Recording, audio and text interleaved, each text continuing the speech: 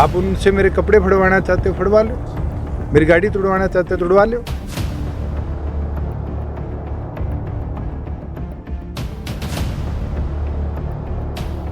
जो 400 की बात करते हैं, 400 की बात करने वाले लोग समय आने दो, फेज़ 3 ख़त्म होने दो, फेज़ 4 फेज़ 5 भी बचा है हरियाणा के भी। छठे फेज़ में हमारे चुनाव है। आपको जनता बता देगी कि 200-250 के बीच में पहुंचना बहुत मुश्किल है। ये वही साथी है जिनने मेरे को जिता के लोकसभा में भेजा, ये वही साथी है जिनने मेरे को विधानसभा में भेजा, ये वही साथी है जो विरोध कर रहे हैं, अपने हैं और अपने ही विरोध करते हैं। मैं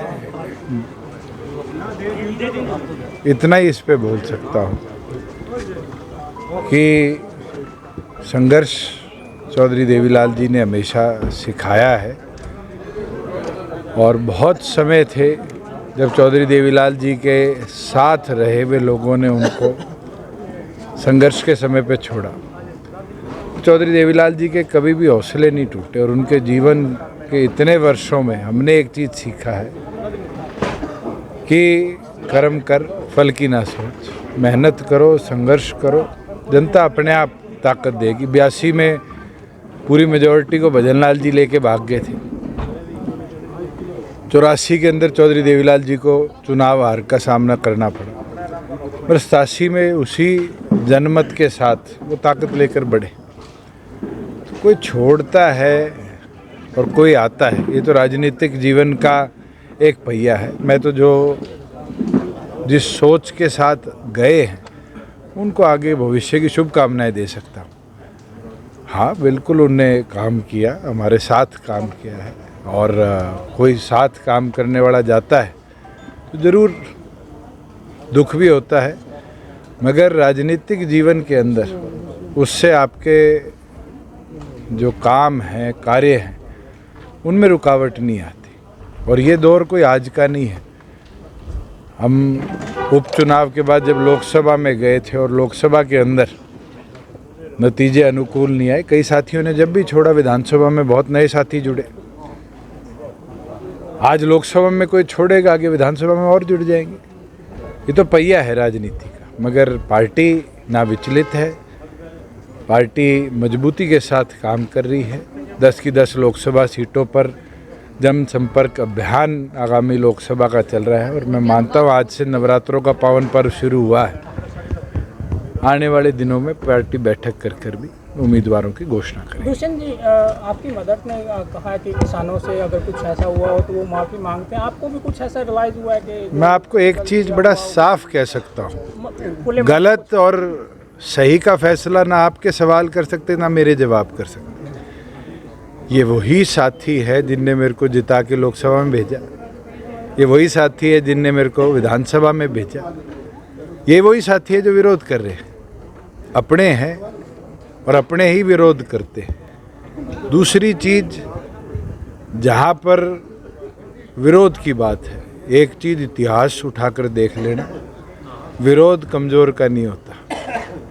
देसी भाषा में कहते हैं ना, बोधे का विरोध नहीं होता, मजबूत का होता है, ठाडे का होता है।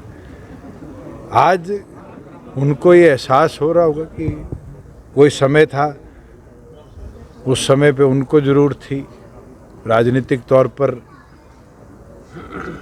पार्टी को ये लगा कि हमें एक स्टैंड रखना चाहिए और उससे उनकी ताकत बढ़ानी चाहिए। हमने करा, 4.5 साल किसान को सशक्त बनाया।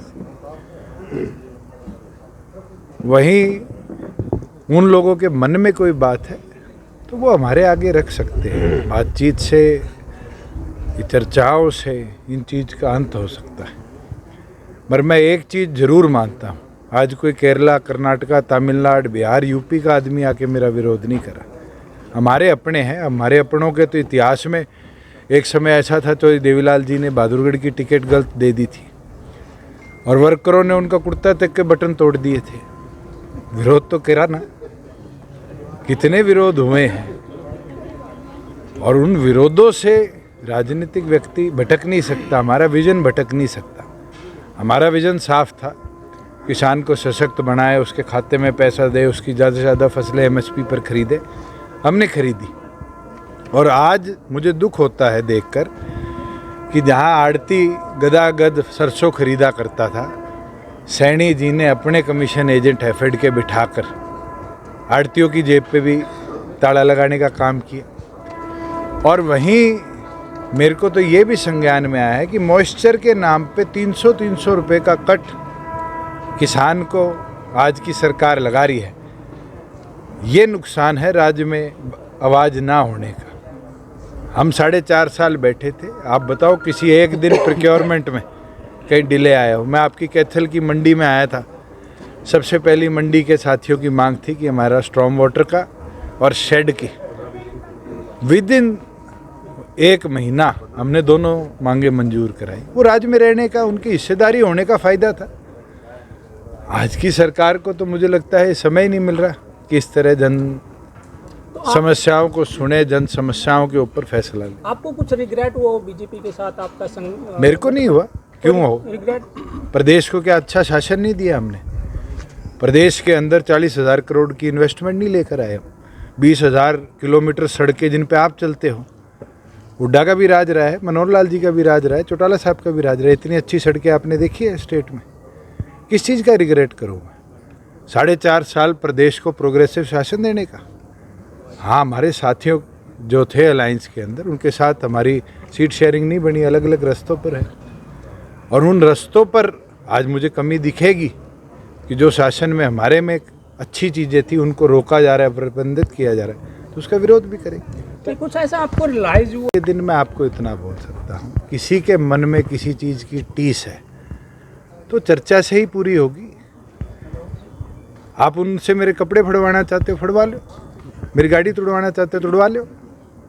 आप लोग तो मुझे लगता है उनके जोश में वो adding fuel to the fire है ना, उकसाने का काम करते हो।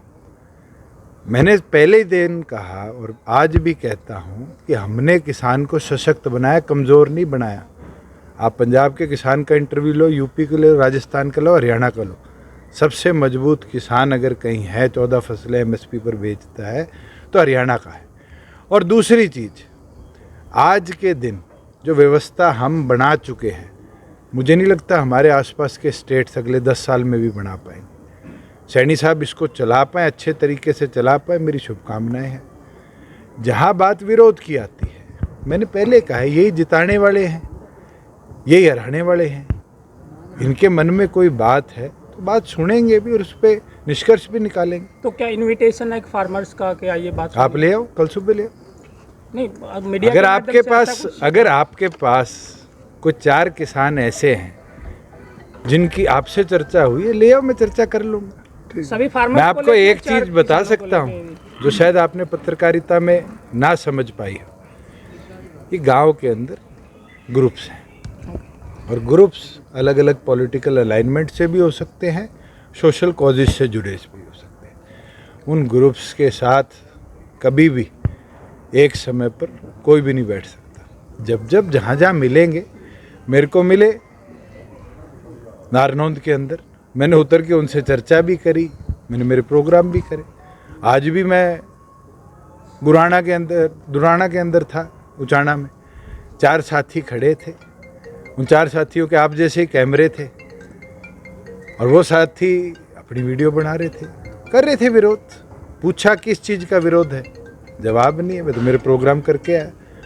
कल कोई हानि कर देगा मेरे को, इस चीज़ से मैं प्रोग्राम करने छोड़ दूंगा, मुझे नहीं लगता ये समय है। राजनीतिक व्यक्ति हूँ, राजनीति करना, जनता की हिस्सेदारी को बढ़ाना, जनता की आवाज़, हरियाणा की आवाज़ पार्लियामेंट में कैसे पहुँचे, ये मेरा उद्देश्य है और इस उद्देश्य को मजबूती के साथ हम लेकर पार्टी की अगली बैठक के बाद कैंडिडेट्स के ऊपर चर्चा भी होगी और आपके बीच में कैंडिडेट्स होंगे। पार्टी 10 की 10 लोकसभा सीटों 400 सीट का दावा है बीजेपी का। 1970 का इतिहास पढ़ लो, इंदिरा गांधी भी क्या करती थी, Indira is India, India is Indira. और जनता ने क्या वोट दिए? इंदिरा गांधी खुद चुनाव हार गई, मोरारजी देसाई देश के प्रधानमंत्री बन गए। जो 400 की बात करते हैं, 400 की बात करने वाले लोग समय आने दो, फेज़ 3 ख़त्म होने दो, फेज़ 4 फेज़ 5 भी बचा है हरियाणा के भी। 6ठे फेज़ में हमारे चुनाव है।